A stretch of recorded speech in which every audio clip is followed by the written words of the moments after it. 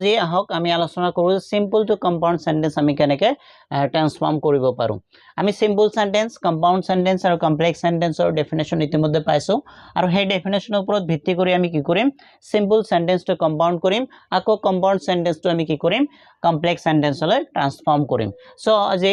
আৰম্ভ কৰো আহক যে নাম্বাৰ 1 আছে Raju and Anil are good cricketers Raju and Anil are good cricketers আমি সিম্পল সেন্টেন্সৰ ডেফিনেশনত পাইছিলো যে যি সেন্টেন্সত only one finite verb থাকে তে লক্ষ্য কৰিব যে only one কি আছে finite verb আছে আৰু সেন্টেন্সটো কি কৈছে ইয়াৰ অৰ্থটো সম্পূৰ্ণকৈ প্ৰকাশ কৰিছে হেক হোৱা বুজাইছে সো এইটো এটা সিম্পল সেন্টেন্স এতিয়া আমি সিম্পল সেন্টেন্স যেতিয়া কি কৰিম কম্পাউন্ড সেন্টেন্সলৈ কনভাৰ্ট কৰিম তেতিয়া আমি কি কৰিব লাগিব কম্পাউন্ড সেন্টেন্সৰ ডেফিনেশনটো আমাৰ মনত ৰাখিব লাগিব কম্পাউন্ড সেন্টেন্সৰ ডেফিনেশনটো আছে যে দুটা বা ততোধিক দুটা বা তাতকৈ বেছি কোঅৰ্ডিনেট ক্লজ যদি কি হয় ডিপেন্ডেন্ট ক্লজ নহয় ইন্ডিপেন্ডেন্ট ক্লজ নিৰপেক্ষ খণ্ড বাক্য যদি এক হয় এটা কনজাংশনৰ জৰিয়তে যদি এক সংযোজিত কৰা হয় তাক কি ক'ব এটা কম্পাউন্ড সেন্টেন্স ক'ব সো আমি এটো তেনেকে ডেফিনেশনৰ ওপৰত ভিত্তি কৰি আমি এটো কম্পাউন্ড সেন্টেন্স বনাম সব প্ৰথমে যে Raju is a good cricketers Raju is a good cricketers এটো এটা কি হল এটা নিৰপেক্ষ খণ্ড বাক্য হৈ গল Raju is a good cricketers আৰু এতে এটা কি আছে finite verb আছে and এটা কি আহিল কনজাংশন আহিল এই কনজাংশনৰ জৰিয়তে আমি কি কৰিম আন এটা বাক্য কি কৰিম একলগ কৰিম and Anil is a good cricketers Anil is a good cricketers এতিয়া এটো কি হৈছে কম্পাউন্ড সেন্টেন্সলৈ কনভার্ট হৈছে Raju is a good cricketers এটো এটা কি হল কোঅৰ্ডিনেট ক্লজ হৈ গল নিৰপেক্ষ বাক্য এতে যদি আমি কি কৰো Raju is a good cricketers এতে যদি আমি ফুল স্টপ লগাই আমি বেলেগ এখন ঠাইত লিখো তেতিয়া হলে এটো এটা কি হ'ব স্বাধীন নিৰপেক্ষ এটা কি হ'ব বাক্য হ'ব সো এটো এটা নিৰপেক্ষ বাক্য হৈ গল কোঅৰ্ডিনেট ক্লজ আৰু এন্ড কোঅৰ্ডিনেট কনজাংশনৰ জৰিয়তে আমি কি কৰো আন এটা বাক্য ইয়াতে কি কৰিছো এড কৰিছো Anil is a good cricketers ইয়াতে এটা কি আছে ফাইনাইট ভার্ব আছে আৰু ইয়াতে এটা ফাইনাইট ভার্ব আছে সো আমি জানো যে কম্পাউন্ড সেন্টেন্সত দুটা ফাইনাইট ভার্ব থাকে সো এটো এটা কি হল সিম্পল সেন্টেন্সৰ পৰা কম্পাউন্ড সেন্টেন্সলৈ চেঞ্জ হৈ গল আন এটা एग्जांपल লৈছো he or I will do that এতে কি আছে এটা মাত্ৰ ফাইনাইট ভাৰ্ব আছে এইটো আমি কি কৰিম সিম্পল সেন্টেন্সটো কম্পাউন্ডলৈ চেঞ্জ কৰিম এতিয়া চাব কি হয় যে he or I will do that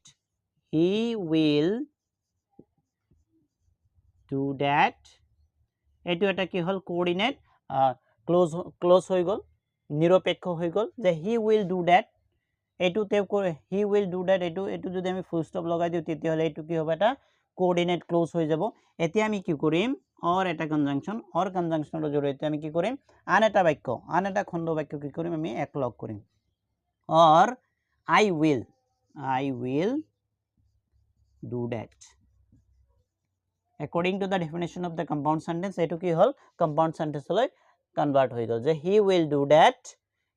do that etu eta ki hol coordinate clause আৰু etu eta coordinate clause যে দুটা coordinate clause কি হল এটা or coordinate conjunction ৰ জৰিয়তে কি হল সংযোজিত হৈ এটা ডাঙৰ এটা বাক্য হৈ গল এটো এটা কি হ'ব compound sentence আন এটা উদাহৰণ লৈছো despite Borun handicapped Borun is active despite Borun handicapped Borun is active এতে কি আছে এটা মাত্ৰ ফাইনাইট ভাৰ্ব আছে সো আমি এনেকুৱা বাক্য কি কৰিম যদি আমি কম্পাউন্ড সেন্টেন্স লৈ চেঞ্জ কৰিম তেতিয়া হলে আমি কি কৰিব লাগিব দুটা কোঅৰ্ডিনেট ক্লজ বনাব লাগিব আৰু এটা কনজাংশনৰ জৰিয়তে আমি কি কৰিম বাক্য দুটা একলগ কৰিব লাগিব despite Borun despiteৰ হলনি আপোনালোকৰ in spite of থাকিব পাৰে সো despite of নহব কিন্তু despite of কেতিয়াও নহয় despite ৰ লগত despite থাকিব of নহয় in spite of থাকিব পাৰে যে in spite of Borun handicapped Borun is active despite Borun handicapped আমি কি লিখিব পাৰো though যদিও কি হয় Borun is handicapped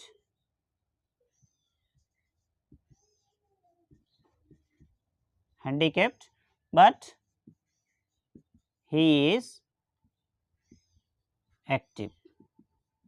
যদি বরণ কি হয় হ্যান্ডিক্যাপ্ট হয় তথাপি বরণ কি হব অ্যাক্টিভ হয়। এতে সব দুটা কোঅর্ডিনেট ক্লোজ আছে। Though born is active handicapped he is active but coordinate কনজাংশনৰ জৰিয়তে আমি কি কৰোঁ সংযোজিত কৰিছোঁ বাক্যটো। এতিয়া আমি কম্পাউণ্ড সেন্টেন্স কমপ্লেক্সলৈ কেনেকৈ কনভাৰ্ট কৰে এই বিষয়ে আমি জানিম যে কম্পাউণ্ড সেন্টেন্স কমপ্লেক্সলৈ কেনেকৈ ট্ৰান্সফৰ্ম কৰে এই বিষয়ে আমি জানিম যে হি ডিড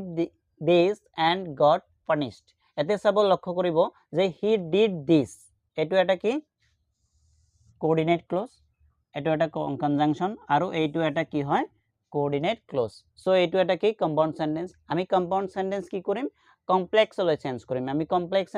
সেন্টেন্সৰ ডেফিনেশ্যনটো আমি জানো যে কমপ্লেক্স সেন্টেন্সত কি থাকিব এটা মেইন ক্লজ থাকিব বা প্ৰিন্সিপাল ক্লজ থাকিব যিটো হ'ব কি ইণ্ডিপেণ্ডেণ্ট, আন এটা কি থাকিব ডিপেণ্ডেণ্ট ক্লজ থাকিব যি হ'ব সাবঅৰ্ডিনেট ক্লজ। সাবঅৰ্ডিনেট ক্লজ যিয়ে কি হ'ব পৰাধীন, যিয়ে নিজৰ অৰ্থ নিজে প্ৰকাশ কৰিব নোৱাৰে মেইন ক্লজৰ সহায় লৈহে কি কৰিব পাৰিব নিজৰ অৰ্থ প্ৰকাশ কৰিব পাৰিব। He did this and got punished এইটো যদি আমি কি কৰোঁ কমপ্লেক্স সেন্টেন্সলৈ চেঞ্জ কৰোঁ তেতিয়াহ'লে আমি কি কৰিব লাগিব প্ৰথমে এটা ডিপেণ্ডেণ্ট ক্লজ বনাব লাগিব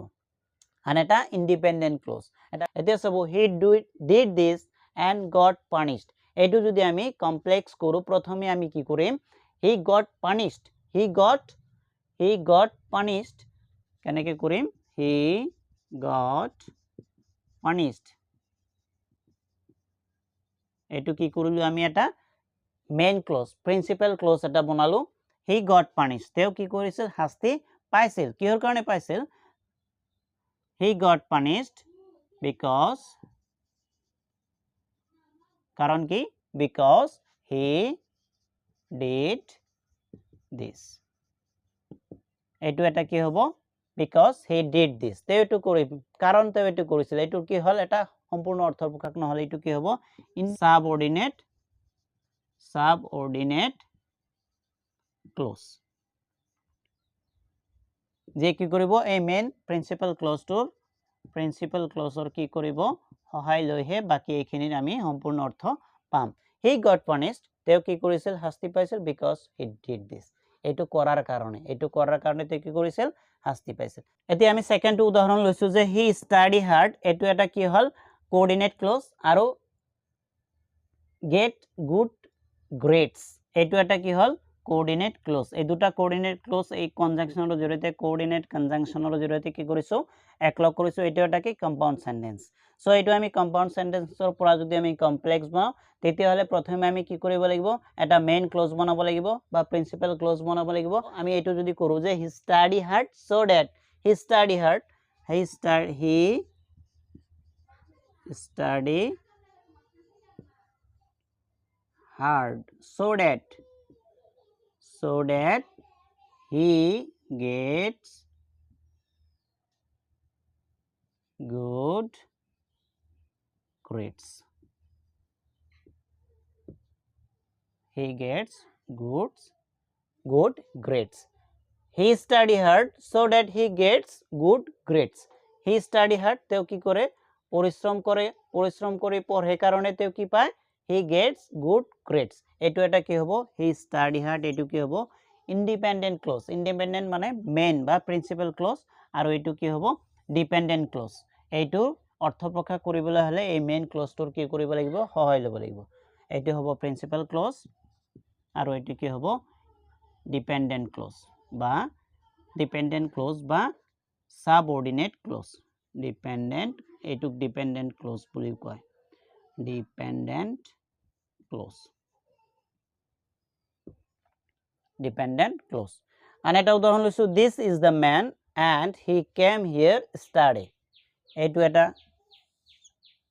কোঅৰ্ডিনেট ক্লজ আৰু এইটো এটা কোঅৰ্ডিনেট ক্লজ আৰু এই এণ্ডটো হ'ল কোঅৰ্ডিনেটিং কনজাংশন। এতিয়া আমি এইটো যদি কমপ্লেক্স বনাওঁ তেতিয়াহ'লে প্ৰথমে কি কৰিব লাগিব আমি যে এটা প্ৰিন্সিপাল ক্লজ বনাম আন এটা ডিপেণ্ডেণ্ট ক্লজ বনাম। সো প্ৰথমে আমি কি বনাম this is the man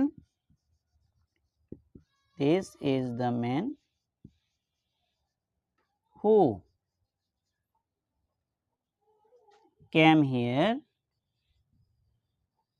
yesterday main কথা আমি কি কৰিব লাগিব যে কমপ্লেক্স সেন্টেন্সৰ ডেফিনেশন অনুযায়ী আমি সেন্টেন্সটো ফৰ্ম কৰিব লাগিব তেতিয়া হলে এক অসুবিধা নহব কেৱল আমি ডেফিনেশনটো মনত ৰাখিম যে কেনেকুৱা ধৰণে কমপ্লেক্স সেন্টেন্সটো হয় সেই হিচাপে আমি সেন্টেন্সটো বনাই দিলে কি হ'ব আমাৰ টেন্স ফৰ্মটো হৈ যাব কমপ্লেক্স কম্পাউন্ডৰ পৰা কমপ্লেক্স লৈ this is the man who came here yesterday this is the man এটো হ'ব কি প্ৰিন্সিপাল ক্লজ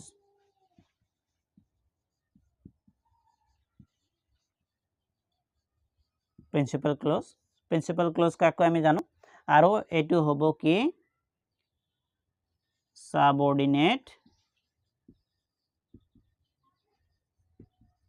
subordinate clause যাক অসমীয়াত কি কব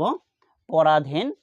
খণ্ড বাক্য সো এনেকুৱা ধৰণে আমি কি কৰিব পাৰিম কম্পাউণ্ড সেন্টেন্স কমপ্লেক্স লৈ চেঞ্জ কৰিম মেইন কথাটো হল যে আমি কম্পাউণ্ড সেন্টেন্সৰ ডেফিনেশন ভালকে জানিব লাগিব কমপ্লেক্স সেন্টেন্সৰ ডেফিনেশন ভালকে জানিব লাগিব ঠিক এই দুটা বস্তু ভালকে জনাৰ পিছত আমি কি কৰিব পাৰিম এই সেন্টেন্সবোৰ কম্পাউন্ডৰ পৰা কমপ্লেক্স লৈ চেঞ্জ কৰিব পাৰিম আৰু এটা কথা মনত ৰাখিব লাগিব যে কমপ্লেক্স সেন্টেন্সত কেৱল মাত্ৰ এটা হে প্ৰিন্সিপাল ক্লজ থাকে সো फ्रेंड्स আজিলৈ মানে আমি নেক্সট ভিডিওত আমি ৰিভাৰ্স কৰিম যে কমপ্লেক্স সেন্টেন্স কম্পাউন্ড কেনেকৈ বনায় বা কম্পাউন্ড সেন্টেন্স সিম্পল কেনেকৈ বনায় এই বিষয়ে আমি আলোচনা কৰিম সো মেইন গুৰুত্বপূৰ্ণ কথাটো আপোনাৰ মনত ৰাখিবা যে কম্পাউন্ড সেন্টেন্স কমপ্লেক্স সেন্টেন্স আৰু সিম্পল সেন্টেন্সৰ ডেফিনেশনটো ভালদৰে শিকিলে বাকি কেটা সেন্টেন্স আমি কেনেদৰে ট্ৰান্সফৰ্ম কৰিব লাগে গোটেই কেটা কথা আমি জানিব পাৰিম তো thank you for watching this video